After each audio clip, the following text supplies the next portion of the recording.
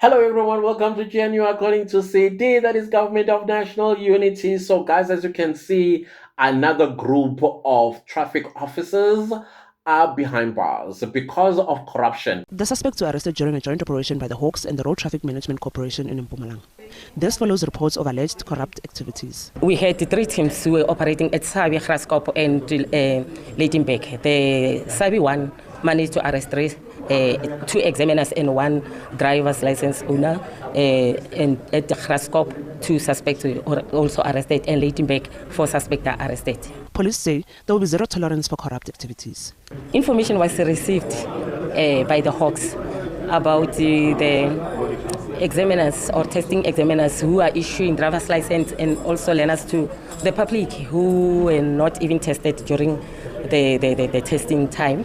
Some of them, instead of writing the learners, they were just writing for them. When they finish, they print the learner's license and give it to them. Some, when they were supposed to be going for testing to test for license, they couldn't go there. But at the end of the day, they were issued with the license. In another part of the province, more arrests were made. There have been also four traffic officers that have been arrested around Verena. They're in the process of appearing in court in Verena as we speak. Their charges relate to bribery and corruption. These are the people who are taking bribes on the side of the road. Instead of giving people traffic fines for whatever violations of road regulations, they would take bribes. The Road Traffic Management Corporation says where there is evidence that a driver's license was obtained fraudulently, the license will be cancelled. Now, the traffic department, guys, every one of us have a story to tell. Now, I will tell you, me as a person, as a human being, I'm not a car person. I'm not interested in cars. The thing that I'm very much interested in is aeroplane. I'm an av gig. You can ask me about any aeroplane, I will tell you like in my sleep. But if you had to ask me questions about a car, I would not know anything about cars. Even when I started driving myself, the first time I got myself a driver's license, I was 33 years old. Yeah, I'm not even a late bloomer. This is disinterest, complete disinterest, because I just never seen myself driving a car. And when I did get the license and got my first car, I hated it. It was a beautiful car and it did what it needs to do, but I hated driving. I hate it. To this very day, I hate driving. Anyways, that's besides the point. The point is when I got my driver's license for the first time, I was 33 years old. Obviously, at 33 years old, I was looking at a particular way and a particular age. And when I went to do my driver's, it was in Pietermaritzburg, the Pietermaritzburg driving or the testing center. So it was a bit confusing for those traffic officers, the ones that took me on a drive, because the first guy took me on a drive just to make sure that I understood everything as I was going about before I took the tests. And then the one that was official, the guy that was testing me, he looked at me with suspicion. Like you could tell that he wants to say something, but he was not sure. And I suspect that he was thinking that I was an investigating officer because I looked matured, number one. I looked almost like a traffic cop. I mean, not a traffic cop, like a police officer. I mean, imbungulu, nice shaven face, and I wore nice clothes, and I smelled good. So he didn't understand because he kept looking at my ID, and my ID is like, this guy is 33 years old, Moss. Why is he here? Type of situation, because clearly the students that he has had before, they are far younger than me, way younger than me. If there's any older person that he is testing, is either those that are going to be doing code 14, because those guys will be in their 30s because they want to now drive trucks. So whatever the case might be, but to drive code 10, because yeah, I did the code 10 thing because I'm not good with what do you call this, Pythagoras type of situation, if you know what I mean. I was like, code 10, there's less of parking, parallel parking, even though the reverse parking situation was also a little bit of a challenge, but I did it. So he kept looking at me and kept looking at my ID, kept looking at me.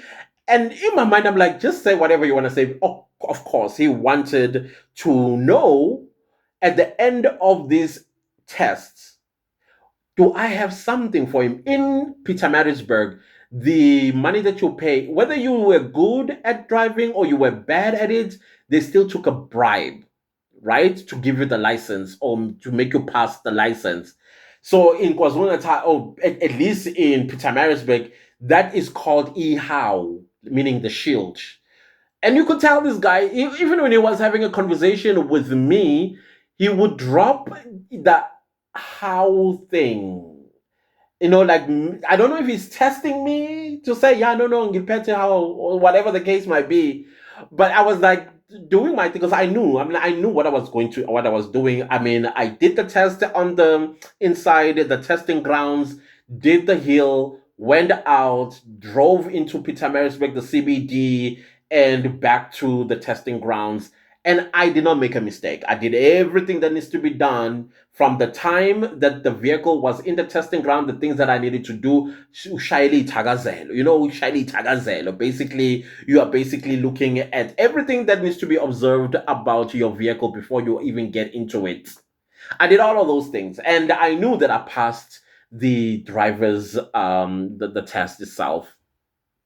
So at the end, I mean, he still looked at me when I was done, when I switched off the truck, and then I removed my seatbelt and then got off. And then the way he was walking towards the office, you could tell that he wanted to say more, but he was not sure. And now I realize that this guy is suspicious. Let me play on it. Let me play on it. And I did until he actually came with my temporary license and gave it to me. And I smiled all the way going home. But I will be honest with you guys because I was told this by many other people that you need to have EHOW anyway. Whether you are good at driving or you are bad at it, you still need to have EHOW. And I had it 1.8 in my pocket.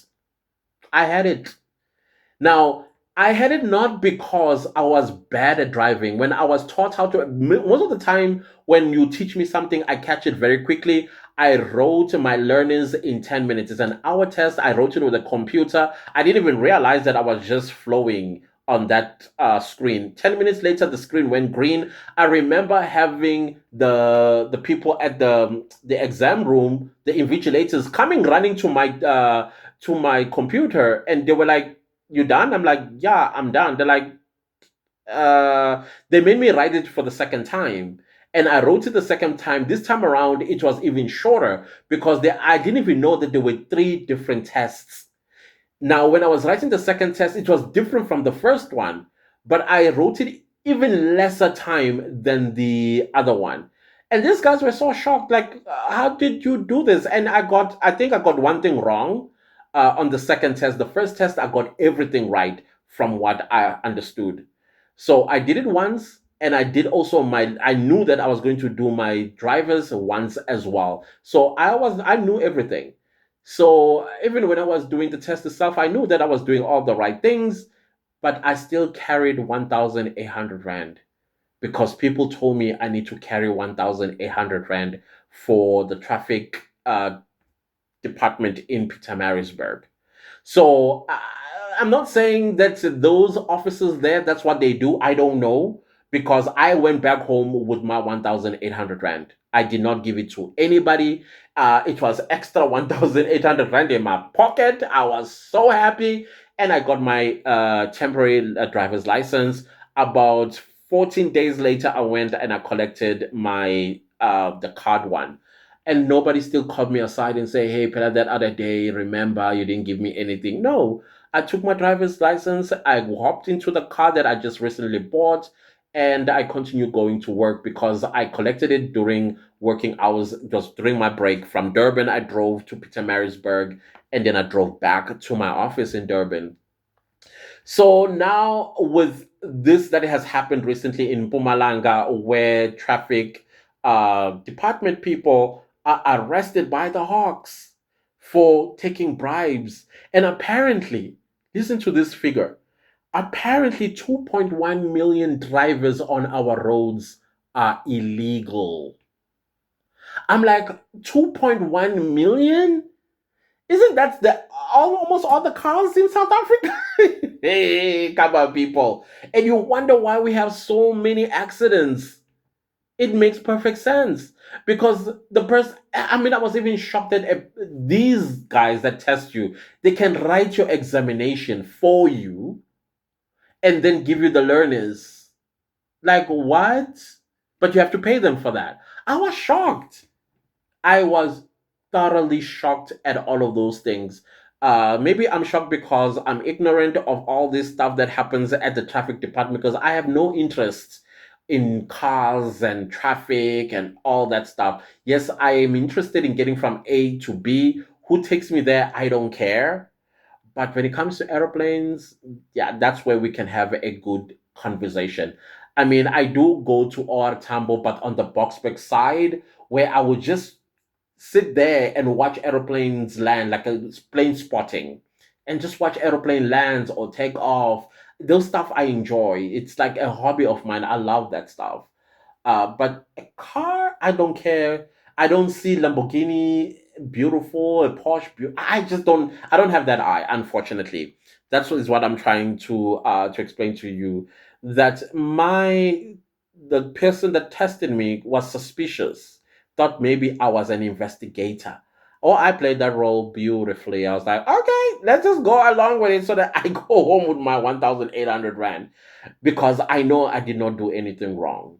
I know that for sure. But anyways, I'm not saying that the Pietermaritzburg, what do you call this, testing grounds and those people that work there, they are corrupt. I don't know. I did not experience it, even though I think that was the guy, that what the guy was trying to get across me, but he was too scared, and I'm glad that he was. Other than that, guys, yeah, that is what happened in Mpumalanga. When was it? Yesterday. And I'm glad this is happening. The GNU is definitely not playing games. The GNU is not playing games. Now, there was something else that I wanted the GNU to also do. I forgot, but if I remember, I will let you guys know what else I think needs to be fixed in this country that we've been complaining about for the longest time for the longest. Oh yeah, NYDA. They need to look into the NYDA, the Youth Development Agency. Something ain't right there, GNU. Please look into it. Something ain't right there. We cannot have so many young people that are unemployed with entrepreneurial skills and entrepreneurial minds, and we have NYDA. Where is that money going to? Investigate that for us, please. It will be good to hear. But there's something else that I was thinking about. We'll talk about it once I remember. Other than that, guys, see you later. Bye.